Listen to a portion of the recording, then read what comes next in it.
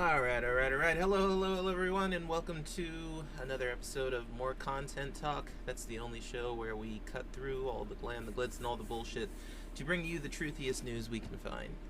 So today, in the news, I saw that, what's his face? Kanye West. He is getting sued for $30 million now.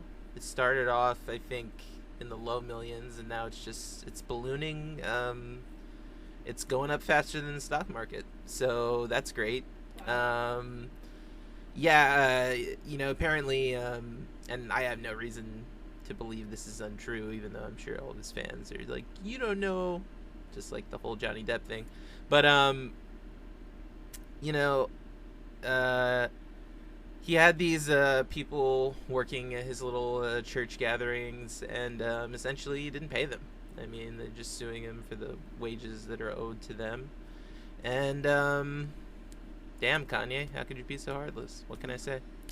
Wow.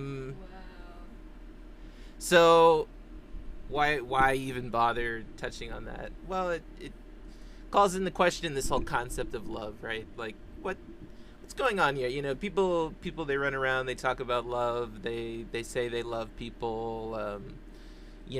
That's the highest love right there, right? Is that love of God, right? And Jesus, and that's what Kanye West is supposed to be really big on. He's supposed to be this big Christian, and yet here he is. He didn't even pay his I guess congregants or workers, whatever you want to call them. It's pretty much the same thing. I mean, employees, whatever. That's what it's turned into. It doesn't matter if you like it or not. More and more you're seeing that these churches are going the way of big businesses that turn into these little Joel Osteen type movements, and sooner or later you find out, well, the money's not going to the right place, or if it was going to the right place, it wasn't the place it shouldn't have been going to in the first place. So I don't know. I think that most people, well, I don't know what most people would say. That's probably wrong to even go down, but I know that I don't consider that love. I don't know what you think about it. What do you think? You say you love people, you come in and then you scam them out of some change, and then you run, cut and run. I mean, like, what is that? I'm not sure. Did he know that they were employees, or did he? Oh yeah, he knew. He knew. Oh yeah, Or did definitely. he think that they were volunteers? No. Volunteers. No, this was a big. These were big venues, and when you're an entertainer, you know goddamn well that when you have these big venues, even if it is some for a gospel concert, when people like Kanye West perform, they bring in union workers, and even if they don't have union workers, there's certain standards that are set in place so that you can't underpay, especially like technical people. That's really big in the performance community. So this goes beyond the average little church get together. It has nothing to do with that. These are people who were hired to do a job, and they signed contracts that we're going to perform this service for this amount of money, and they were not paid. No, that's not okay. Yeah, and I mean, everyone's going to defer to the fact, oh, well, he's not well. I don't buy it, and I'll tell you why. It's because I know several people with bipolar disorder, and I've known several people with bipolar disorder over the years. It is not a symptom of bipolar disorder to scam people out of $30 million. Nowhere will you find that in the literature. Bipolar disorder does not make you a criminal mastermind. And so I call foul. Maybe that worked back in March or wherever, April, when he went off on abortion. But this is a whole other animal. And if you look into the guy's history, you'll find all kinds of odd stuff like this, where he's failing to pay people, and he says he has a certain amount of money, and then next thing you know, he doesn't. So I don't know what's going on with this guy, but I'll tell you one thing: like, he's walking around, he's using words like, "Oh, I had love for people. I got love for black people," or whatever. And that's what I'm talking about. It's like this word, like, it doesn't mean anything anymore. I don't know. I don't think that's genuine. Yet you'll hear many in especially like faith-based communities say that you got to just turn a blind eye, just forget about it, turn the other cheek, like whatever. I don't know how you turn a blind eye, but like I don't know. What do you think? Is it what's going on there? Is Kanye West just because some kind of like self-serving narcissist who doesn't love anybody? Like, what's up with him? That's interesting. Maybe it would explain a lot. Apparently, 200,000 people a year get diagnosed with narcissism. So apparently, this is supposed to be some extremely rare disorder. However, I'll say, like, especially when it comes to certain behaviors within these supposed love-based communities, and this isn't just like an attack on organized religion. It's not even really an attack, it's more of a critique, but it's not just a critique of organized religion, it's a critique of spiritualism and this romanticism of love. Is it healthy to just assume the best of people like that all the time? That if the more love we project and the more we, I don't know, expect the best of people, the better they'll behave? I mean, like, that kind of seems like the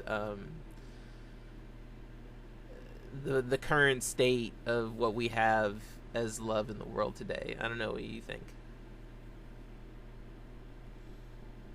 I'm not sure. I don't think that anyone has really defined like what they mean when they say these very open terms like love, peace, happiness, success. These are all very generic terms that mean very different things to different people. And they need very clear definitions based upon the individual who's using the term. And so aspiring to something like, well, let's have a more loving world, or a less hate-filled world, that probably means different things to different people. I think that to someone who's narcissistic, a more loving world is a more selfish world, like a world where everyone worries about their own and no one has to play silly games like feelings and stuff like that. But that's probably not going to be the best world for everyone. So my whole point is that when people come around and they're using these blanket terms like love, happiness, whatever, there's always an underlying theme, or for me I should say an underlying worry. Why does this person want this? What are we to be happy with? What are we to love? What is the instruction? Because it's a blind instruction, and it can lead to all kinds of craziness. Like, for example, I don't think that people realize that a lot of the eugenics and the horrible things that went on with sterilization and kind of targeted breeding and all this kind of torturous experimentation that was done during the eugenics era, it was motivated from what they thought was a very loving attitude. They believed that, all these people are just going to grow up and cause trouble for society, and more than that, they're going to suffer because they're not going to fit in. And so it's our duty to prevent that from happening. And from them, it was a very Christian, a very good thing to do, a very moral thing to do, a very loving thing to do. And so the question there then always is, if you could just flip the script like that, if you could just say, okay, well, 1 second hugging a puppy is love, and the next second sterilizing a child is love, should politicians or leaders even be allowed to use such terms? I mean, these appeals to emotion, and celebrities are always doing that, always playing with your emotions and appealing to your emotions. Next thing you know, they're caught in some scandal. I can remember the weeks leading up to when it came out that Johnny Depp had beat Amber Heard, and there were just all these wonderful compilations of the beautiful work Johnny Depp has done all over the place. And then the next thing you know, I hear he beat Amber Heard. It's like, oh well, now I know why all the propaganda. I mean, like it, it's just that's kind of how it works. You can pull on people's heartstrings, and you can get them to do what you want. If you're a really bad person, if you're really don't give a shit about anyone anymore, and you're just trying to get something out of them, yeah, you come in and it was sick in the old days. They would have contests. So they even played on people's Pavlovian response there. They had like the best future couple contests like that, or the best stock contests, and they would go to county fairs, and there's all these pictures of all these very ugly white people bragging about how superior their genes are, and they're holding these certificates, and it's like, you have the best genes at this, or you have the best hearing, or you have the best this, and so they had created this whole world where it was very loving for the people who fit into it, like for the I guess they referred to it as Nordic, even though that's a very generic term that just means white. And then they decided that they were just going to go around and get rid of the people that they didn't love. And there's been a lot in Google about these articles coming out about how love and hate may come from, or trigger similar experiences in the brain, trigger similar neurochemicals in the brain. So they come from essentially the same place, is it? It's a little more complicated than that. With the love triggers certain mechanisms, and hate triggers mechanisms that are similar to love. And so you can definitely make the argument that it comes from the same part of the brain, but the way I explained it, I think, is a little bit more specific, because the brain is not, as the great eugenicists thought, divided into parts. There are no parts to the brain. There's regions, but that's different than, say, like a machine, right? That has like parts you could take apart. Excuse me. You can't take apart a brain. You can't disassemble it. I mean, you can, but it won't work anymore. You can't put it back together after that. You can do brain surgery on certain small parts of the brain, but brain surgeons are very good. They just don't really tell you how good they are. They have to be very precise, otherwise the entire mind and the bodily functions can be completely skewed and all this terrible stuff. But that's just because brain surgeons are exceptional, so they make brain surgery look easy. And then when you're speaking about the brain like that, this whole concept of loving is interesting too, because if you look into neurodegeneration, you look into memory, and you see that it can be lost. Can you still love a person when you've gone down that road? Are you still in love? It's very interesting to think about. We saw recently Tony Bennett has Alzheimer's disease. So he just did his last album. And he can't do the interviews because that's the nature of the disease. You can't remember anything. You lose your cognitive ability. So is this a loveless person now that they have Alzheimer's disease? Do they love? Interesting. Huh. Or That's a You Crazy to know, think about. can they hate anything? You know, all these emotions you had all these years, and then boom, they're just gone. I don't know. What we put a lot of stock into emotion, and into how that is somehow, I don't know, a part of our identity. And you know, I mean, I don't know that that's correct. I don't know that you can say emotions are identity. You know, so like love, for example, I don't think love is fleeting, but I also don't think it's stagnant. I think it's sporadic. I think it, you know, has peaks and valleys, dips and waves. That doesn't necessarily mean you love someone less or more. It just means that, you know, you feel a certain thing more one day than you feel in another day. And that's how that goes. And, you know, people who get obsessed with happiness, you know, I don't think that they're necessarily really looking for love. I think happiness and love are two different things.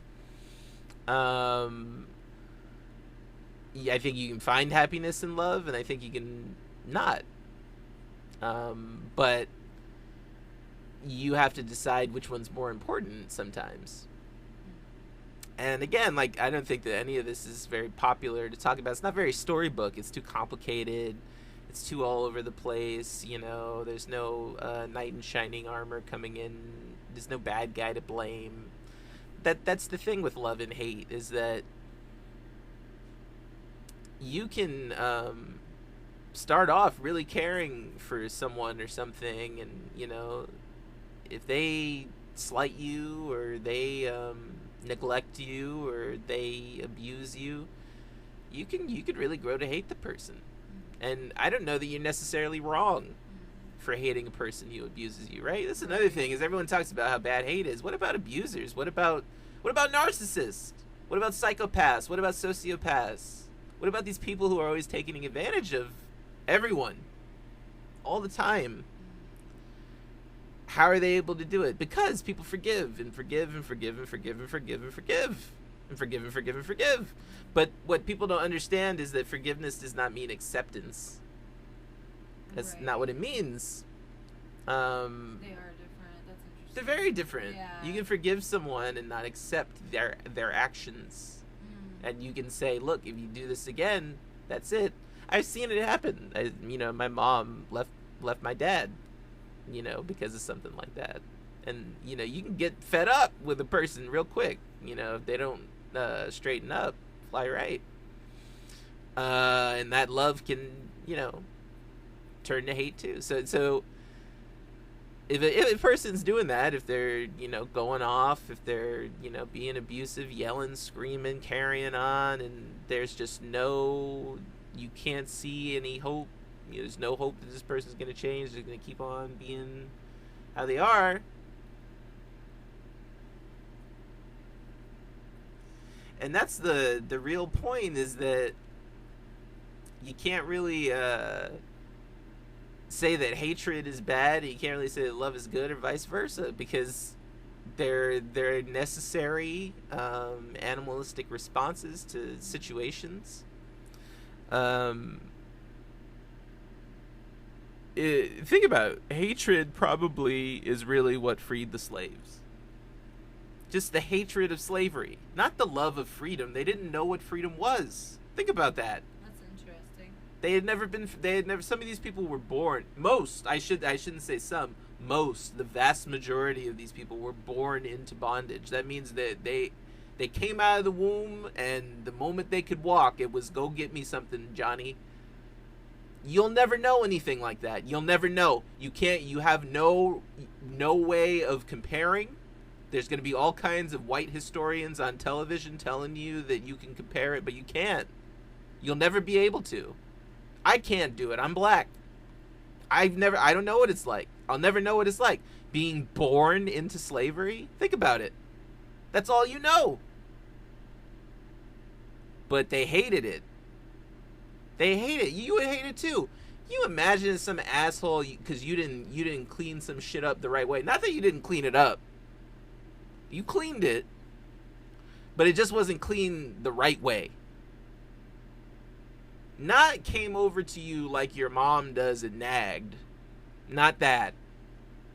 No, because that will drive you crazy, right? Just the nagging will drive you crazy.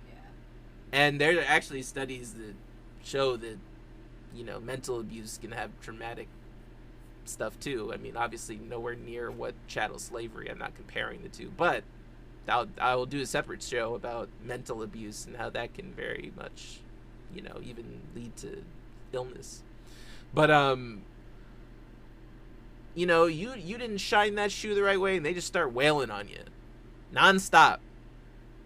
Or you didn't pick the right collard greens, or whatever. You didn't pick enough cotton. And mind you, even if, like, let's say there was a reason for it, like, it's not that the people 9 times out of 10, and I would probably say actually 9.5, 9.75. There were no lazy slaves. There was no such thing. It didn't exist. So this was all this kind of Napoleon complex. I'm just gonna hit you because I can type of shit. You know what I mean? And this is what made slavery so disgusting to decent people in the North, and some in the South too. But most of them were in the North. That is history, and don't let anyone tell you otherwise, because if they try, they're lying. But there were mostly good, and they were white people in the North who said, "Look, I don't like black people, but you can't hit them like that. That's too much. That's crossing the line." And you know what they did? Those people, they waved the Bible in their face and they said, "What line? This is love. I have love in my life. What are you talking about?" Because the Bible says that God is love. Is okay. Yes. It said it does. You say Old Testament all you want. In those times, they didn't think like that. That's new. And I don't even see a lot of proof that people in the North thought like that. What I see is from Northerners is a very clear secularization of Christianity, a decision. We're going to secularize this religion because this is too much. And it did. It came down to slavery, and they decided, okay, well, we're not going to do this anymore. So it was never about, oh, well, you're not interpreting scripture right. That's how we argue now. In the old days, it was a conscious decision. The Northerners knew they were going against the scripture because it was the right thing to do, not because they wanted to make a statement.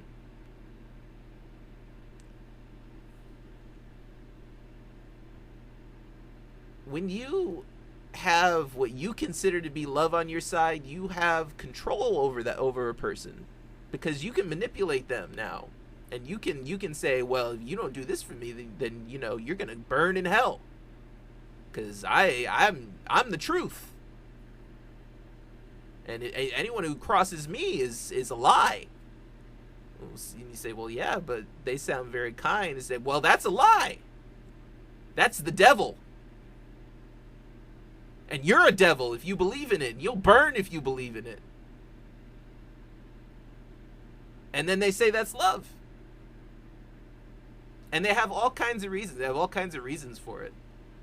Now more and more they'll even tell you. I saw a YouTube video today. It was by Jordan Peterson. And this guy's a fucking nut. He's fucking batshit crazy. Don't let him trick you in thinking he's sane in any way. He's not. Because he's got all kinds. This is how I know this love and hate thing has gotten out of hand. This love, this pro acceptance, this pro peace, this pro happy success, milquetoast. There's no substance to it. You're not going to get anything out of it. You're going to feel emptier than you felt with religion if you go down that road. That's why so many people decide to go back to religion, because they try this happiness gospel, this prosperity gospel, this success gospel, and it is a gospel. This idea that you're a fucking superhero or something and you can conquer the world. I tried. You can't. You cannot conquer the world. The world will conquer you every time. You're nothing. You're nothing to the world. you think that you're going to move mountains. These mountains have been here for millions of years. You know what happens to a mountain when it gets burned? It's still a mountain. It's still there. It didn't go anywhere. You want to beat that? You want to beat the ocean? What are you trying to conquer this week? Because that's what this love is. It is an obsession with control. Love, peace, calm. Don't be too negative. Don't sit that way. Don't talk that way. Don't look at me that way. Don't raise your voice. I can't hear you. What'd you say? Speak up. Don't be mousy. Don't talk to... What did you say to me? I love you, okay?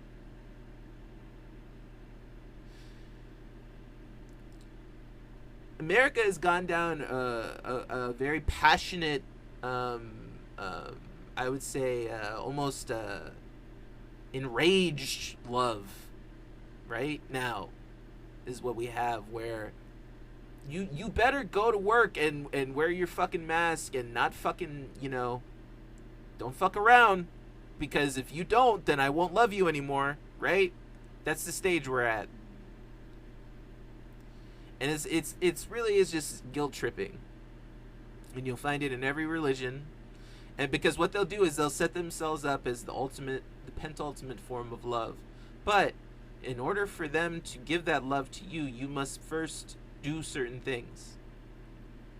And if you don't do it, then you not only will you not get to love, they'll neglect you, and they'll say, well, you don't deserve this love anymore. But if the love is unconditional, then it's unconditional, right? If the love is unconditional, then it's unconditional. Yeah, that's true. God can forgive you if you kill someone, but he can't forgive you if you don't go to church on Sunday. That's unacceptable. Do you really believe that? God can forgive you for, raping someone. That's fine. 3-year prison sentence. 10 if you're in California. Maybe. But even then, probably not. But, don't touch yourself. That's forbidden. And you're going to burn. I don't think anyone really I think some people do really believe that, actually. I think some people do. And I think that people are so terrified that most of these people will never experience what I believe to be true love, which is just the ability to be able to be yourself, your complete self. And if you can count the number of people that you can do that with at all, then you've experienced true love. But I don't believe that most people can. And I know that because I have friends that I talk to sometimes who tell me that they can't talk to their friends. They can't talk to their wives. They can't talk to their husbands. I can't talk to this person about this. Well, why not? That's your fucking wife. That's your husband. That's your best friend. That's your confidant. The person you're always with all the time. The people I see on Instagram, you're smiling all the time. You're having all this fun, right? Because that's what life's all about. But then you're talking to me on the phone, and you don't sound so great. What's going on? Why go back to it? What's the point? You have an out, don't you see? You have an out. There's a plague right now. They're lying to you, of course, again, and saying that it's going to go away. It's not going to go away. People are going to get sick and keep dying. You finally have an excuse. The government will actually try to set you up to start a business or something. That's the whole reason I'm here. I'm doing my part. I'm trying not to be lazy. I got my little piece. Okay, I'll try to find my own happiness. I'll try to make my own happiness. Try to make my own way. So you have that opportunity to do that, right? You have that opportunity to do it. I don't see a lot of people doing that though. What I see is a lot of just let's go back. Let's get back to normal. Let's get back to ignoring each other all the time, right? Let's get back. Let's go back to being unhappy all the time. Let's go back to going to the movies and just pretending, and going to the holiday party and just fake smile, all this fake smiling all the time. Don't you miss it? It's the cheesy fake false reality that you are living in. You miss it so much. You yearn for it so much. You're willing to die for it. Think about it. You're willing to die to go outside and get a fucking grilled cheese sandwich, mocha latte. What are you gonna do? I'll tell you something about hate. You hate the world. You hate the world you live in. You hate reality. You're always trying to escape it. I know I'm a performer. Everyone from all over the world, they'll pay anything to come and see the worst shit. It's terrible. The actors in the show will hate it. People will love it. Why? Why does that happen? Is it because the actors are arrogant? No. It's because the show is bad. But it doesn't matter because it's not your life, right? At least I can get away. At least I don't have to talk to my children. At least I don't have to talk to so-and-so. So get away for 10 seconds. And all that time you spent, you're trying to get away. You wanted to get away all the time. People, they don't want to go to work. They don't want to go. They don't want to go here. They don't want to go there. They hate their job, right? People hated their job before the pandemic. They hated it. Don't you remember? Did you forget? It's only been 9 months. You used to hate your job. Now you miss it? Why?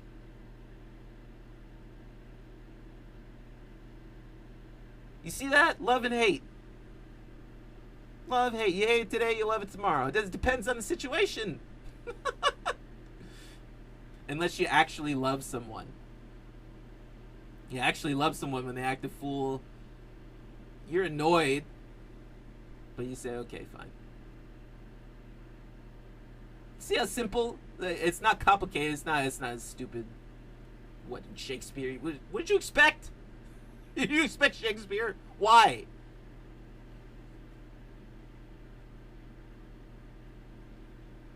Shakespeare said, all the world's a stage and all the men and women merely players. Because everyone is full of shit, you see. If you weren't, then you would be happy. You would be happy right now. Not that there's COVID. But you would be happy that you were at home with the people you love and you would spend that time together. I don't see it as nothing. No one talks about being happy. Everyone's upset that they can't go out to get whatever or do whatever. That's not a loving society. That's a society that's hateful, spiteful, neglectful, selfish. But you want to talk about love? I don't love people that way. I don't want to love anyone that way. It's not a sane way to love someone. You have to be genuine. Or just don't. Just don't. If you don't care, then just don't care.